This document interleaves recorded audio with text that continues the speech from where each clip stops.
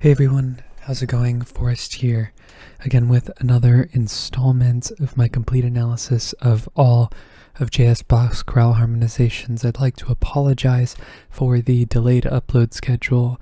The last 2 days I've uploaded, or the last 2 videos I've uploaded over the span of 4 days, I believe, so I've been alternating days. The holidays have been super busy for me. I've been trying to figure out how to make a post because I've gotten community posts on YouTube from other people I subscribe to, like actual text notifications, and I just don't know how to get it to work. I'm not sure even if I have the privilege to do so, but if I figure out how to do it, I'll write a more formal text note to let you know what my upload schedule is going to be, at least until the new year, because my schedule has been incredibly hectic, and finding time to sit down and record a video has been challenging these last couple of days. But here we are with Ich danke dir, O Gott, in deinem, which translates to now thanks to thee, O God, in heaven be sounded. Very straightforward chorale. It's a longer chorale, so it's a bit of a marathon to get through, but we're just going to hop right into the analysis. 2 flats in the key signature. We start on G minor, we end on G major. I reckon the overall tonality of this chorale is G minor. Passing tones in the lower voices here, and then we get taken to G minor in first inversion, B flat, D, G, and G. No need to reiterate the Roman numeral. Passing 7th here in the alto, and then we have G, B flat, E flat, and G. And this could be a 6th chord in first inversion, but I'm actually going to call it a tonic triad in first inversion. It just feels like this E flat is sort of operating as an accented non-chord tone, but G minor versus E flat over G, they're basically the same chord, both in function and in structure. In fact, actually, I'll just write that down there as well. I think this is also where we modulate to the key of B flat. Just very briefly, it sounds very B flat like for the next couple of beats, and this now becomes our 6th chord. G minor is now our submediant. We then have A, C, and F, which is F major over A. That's 5, 6. Passing tones in the melody and the tenor, one of them being a passing 7th, and then we have B flat, F, C, and D. Very common for Bach to use 9/8 suspensions over root position tonic triads, especially tonic chords. And then that takes us to B flat again, B flat, D, and F. No need to reanalyze. Passing 7th in the bass before we get G, B flat, E flat, and G, which is E flat major over G. Interestingly, in comparison to this chord right here, which they're basically the same chord, this one sounds like an E flat chord to me and sort of looks like it's functioning more so like an E flat chord, even though I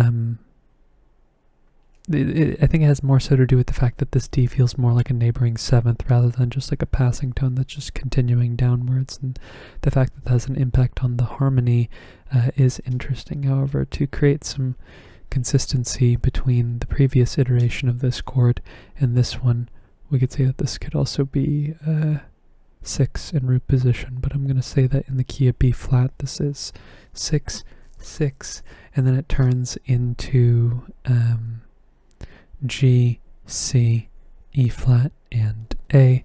Could be a 2/4/2 chord. I think it's more likely a F sharp fully diminished 7th chord where F sharp is the root. So 7, 7, and then we have G minor, G, C, D, and G, this 4/3 suspension over the bass, still a tonic triad in root position. Coming up on our first cadence, it's a perfect authentic cadence in the key of G minor. We have C, A, E flat, and G, A minor 7 flat 5 over C, and then we have a 5 chord, D major, D, A, D, and F sharp. B flat's a passing tone, C is sort of a neighboring 7th that'll turn into a 4/3 suspension over the bass here. G, B flat, D, and G, tonic triad, root position, G minor. Next phrase is very similar in terms of its structure. It still ends in a perfect authentic cadence in the key of G minor. where we also have a brief pivot to the key of B flat as well. Starting off with another G minor chord, G, D, G, and B flat, no need to reiterate.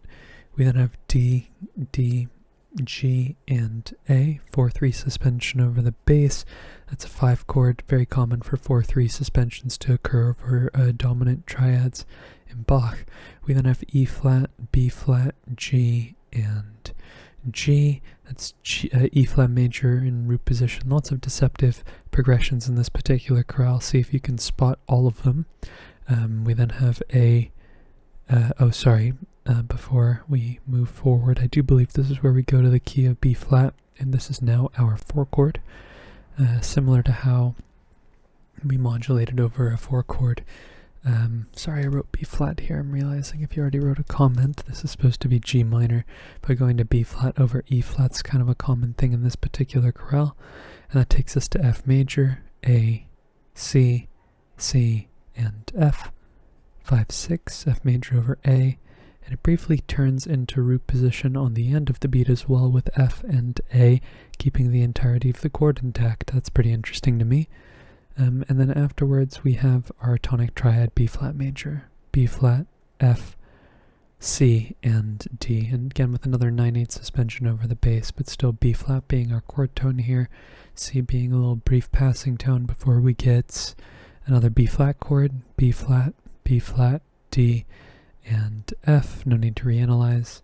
Passing 7th in the tenor, passing tone in the alto before we get E flat in root position. Again, E flat, G, B flat, and G.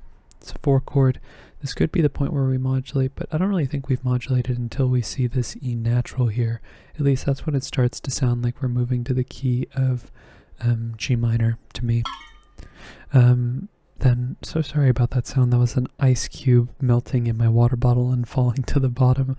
Let's see, we have a, no, sorry, that confused my train of thought. This is still a 4 chord, passing 7th in the bass, and then we have C, C, E flat, and A. So D is a neighboring tone. This is a diminished chord over C, 7-6, and kind of interestingly, I feel like we're modulating over the 7-6 chord. We have a bit of a zone here where the modulation could happen.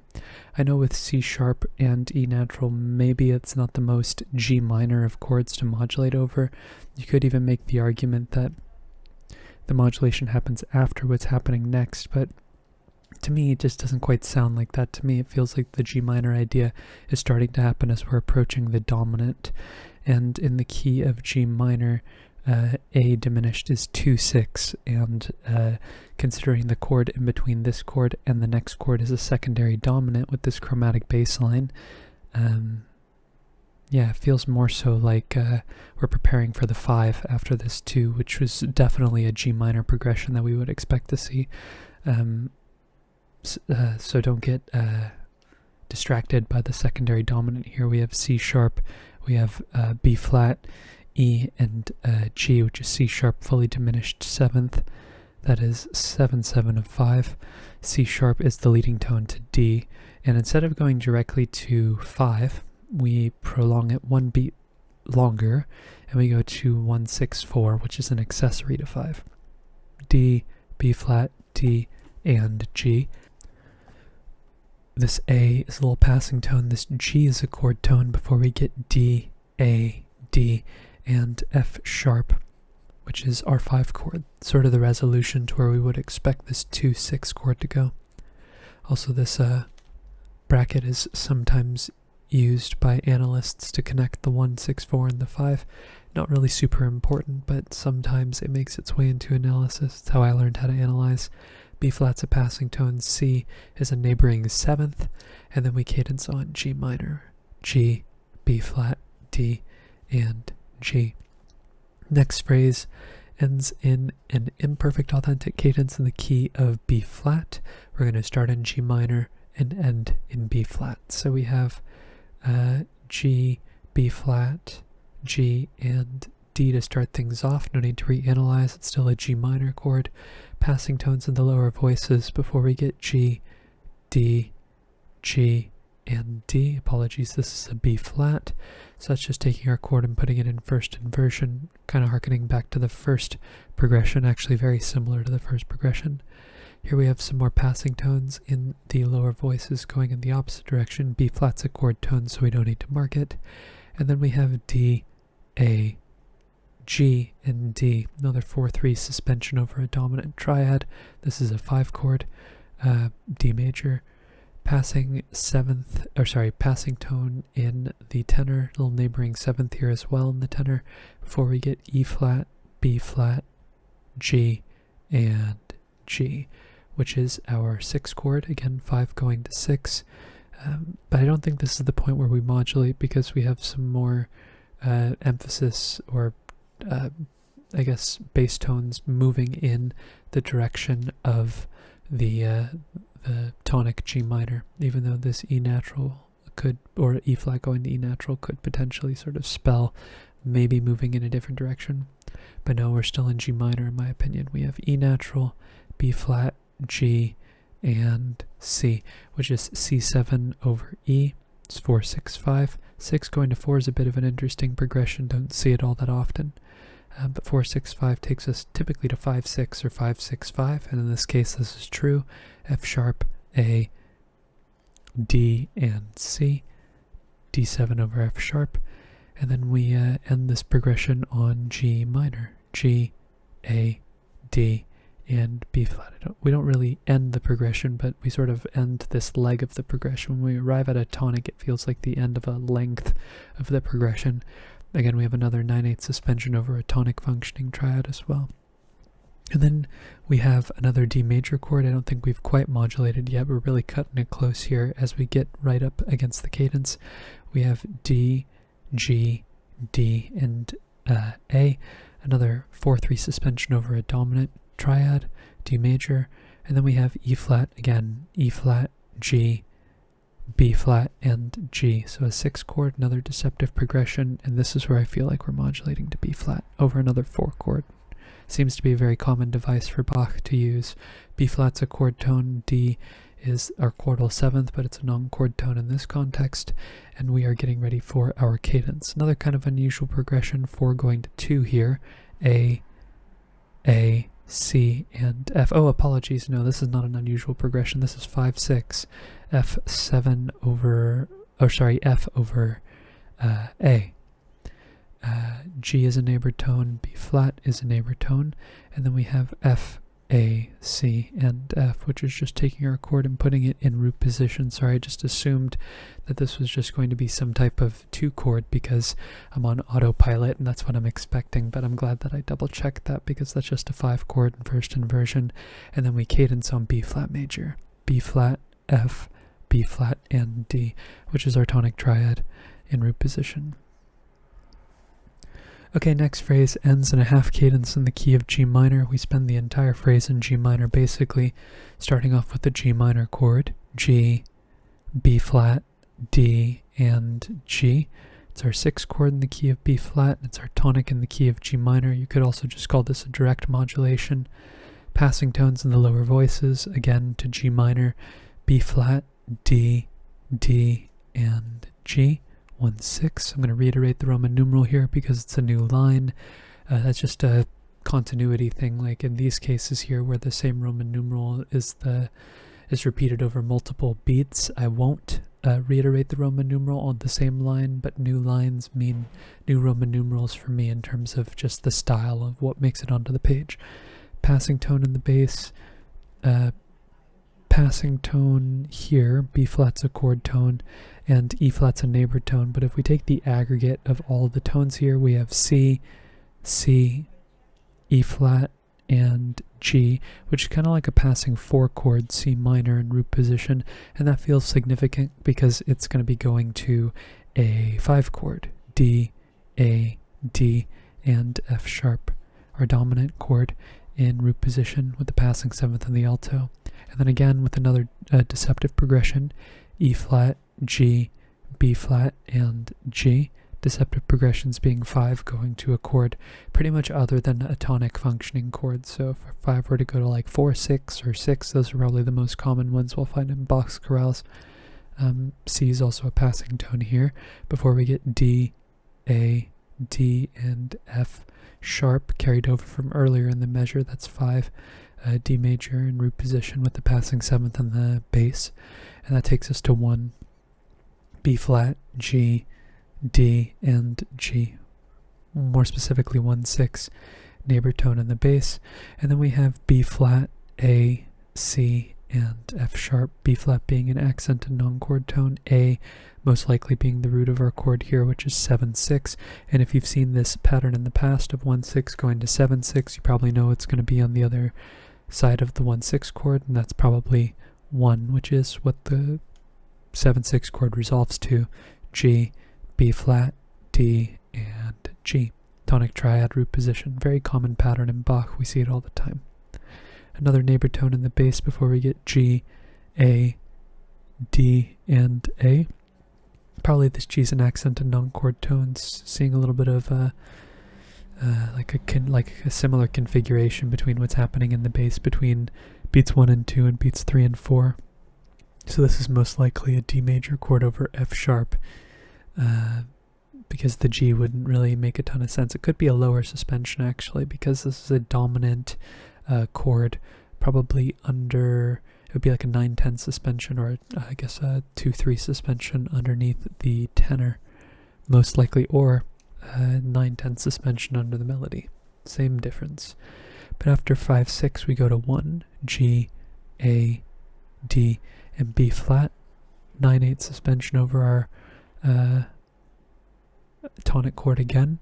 And in typical Bach fashion, Bach will change the bass underneath these longer suspensions here, where we get a passing tone.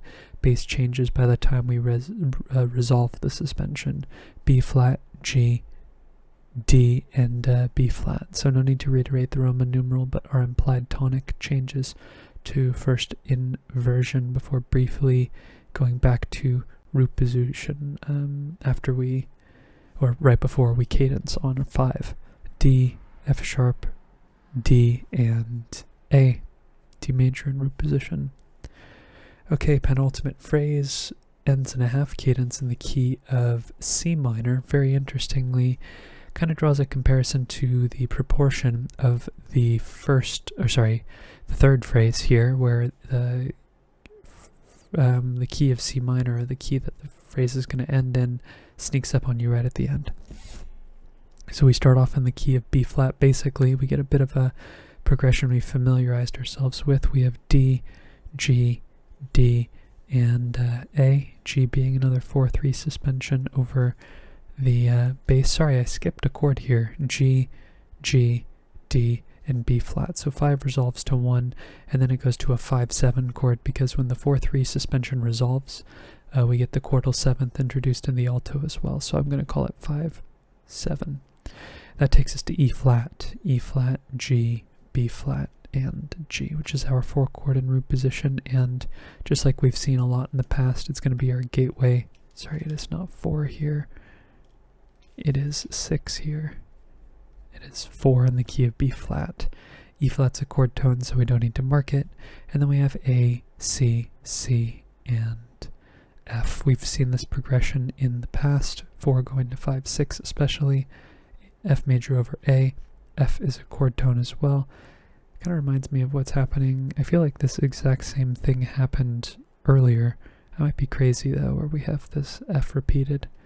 I might just be confusing it with the fact that I just analyzed it, or actually analyzed it yesterday, and it just looks familiar. But F is a chord tone, so we don't need to mark it. That takes us to B flat. B flat, F, B flat, and D. Tonic triad, root position. Passing tones in the outer voices here. And then we have D, F, A, and F. A bit of an interesting progression here, actually. We have like a D minor chord, something along the lines of D minor, where we have the sort of D functioning as a little brief pedal here, where G is not an accented non-chord tone, but a passing tone. B flat's a passing tone, C is a passing 7th, and then it takes us right back to B flat again. B flat, D, and F.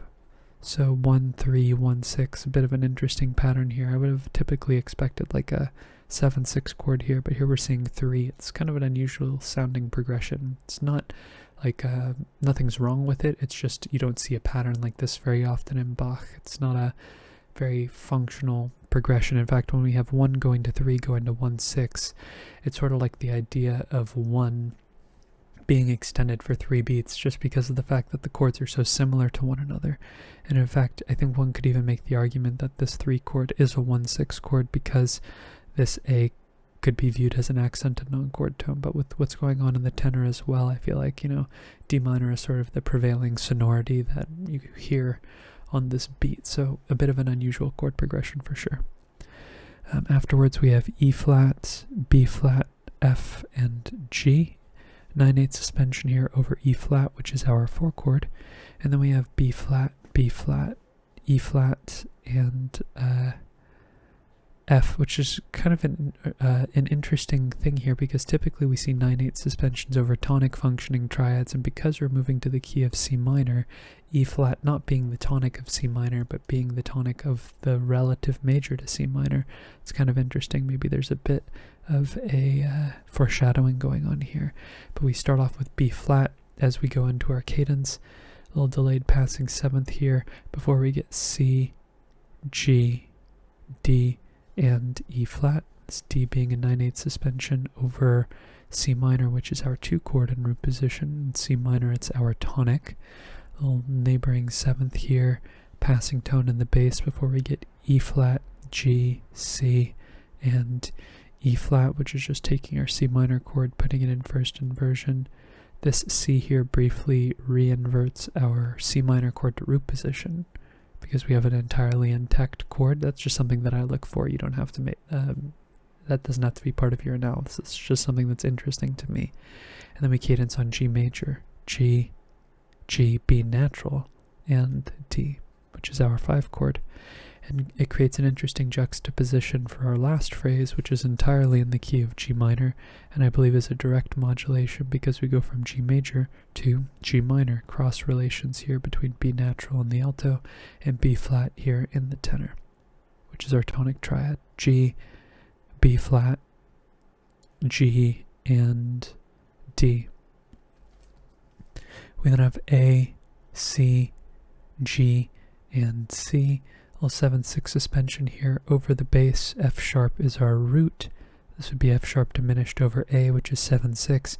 And just like the pattern we saw earlier of 1/6, 7/6, 1, if you see 1 going to 7/6, chances are it's going to be a 1/6 chord on the other side. B flat, D, G, and B flat.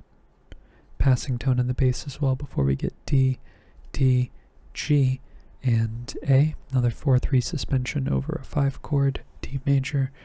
This F sharp is the 3rd of our chord carried over from earlier in the phrase, and this little passing tone occurs here in the alto as well before we get D, A, D, and F sharp. So another 5 chord just respelled, no need to reanalyze. A little delayed passing 7th in the bass 2. Probably going to get 1/6 after this, B flat, D, and G, which is, uppercase because I was thinking about the end of the chorale because it is nearing 1/6 lowercase. Passing tone here, get some melodic minor for action here in the alto. 1/6 going to A, C, F sharp, and A. We're very familiar with this pattern. This is 7/6, F sharp diminished over A.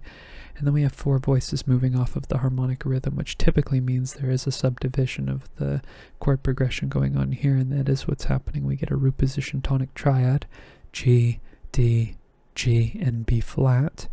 And that takes us to F sharp, E flat, A, and C, which is F sharp fully diminished 7th in root position. This D is an anticipation. You could also make the argument this is a 5/6/5 chord because the D could be the root of this chord and this E flat could be in like an accented neighbor tone, but 7/7 versus 5/6/5, they're basically the same chord. And we would expect this to resolve to our tonic G minor, which it does. G, D, A, and B flat, this A being a 9/8 suspension over our tonic. I talked about that earlier. And now we're closing in on our cadence. C, E flat, G, and A. C minor, or sorry, A minor 7 flat 5 over C. Know that Bach loves 2-6-5 chords, especially in cadential contexts. F sharp's a little neighbor tone, or not neighbor tone, passing tone. Or it's kind of just like the destination. It's like almost like an anticipation, because this E feels more like a decoration to the F sharp, but the E is also like a neighbor tone. It's also a non-chord tone. And C is a chord tone, so we don't need to mark it, but we would expect 2-6-5 to go to 5, which it does. D, A, F sharp, and A. D major. D is our root, so we don't need to mark it. And then we cadence on G major, G, B natural, D, and G. Fairly straightforward chorale. Bach usually ends his minor chorales with a major tonic. The Picardy third is just a convention of his. Really just the big takeaways of this chorale, I would say there's a bit of a chromatic bass line going on. Where is it? This almost looks like a chromatic bass line, but it's not quite. There is a chromatic bass line here with C natural to C sharp to D. There is a bit of mid-phrase modulation going on in kind of a roundabout way. We start in G minor, go to B flat, then end in G minor. And here we G minor, B flat, and G minor, and B flat. So there is a mid-phrase modulation going on here. The fact that we turn and go immediately to C is a pretty interesting thing as well. But other than that, really not too much to write home about. This 1-3-1 progression is probably the most interesting progression in the chorale, to me at least, because it sticks out the most. It's not a progression that you see a ton in Bach. In fact, I'm not sure if I've ever encountered this exact progression before. So it's not a very it's an unusual progression, like, you know, representation wise, but it's it doesn't quite sound all that out there, just because the chords are so similar to one another. It's largely semantics. But other than that, that's pretty much all I wanted to say about this chorale. If you're interested in following me along on the journey to analyze all of Bach's chorale harmonizations, feel free to subscribe to the channel, hit the notification icon, and like the video. If you enjoyed the content, thank you so much for watching the video and supporting my channel by doing so. I look forward to tomorrow's analysis, and I hope you take care.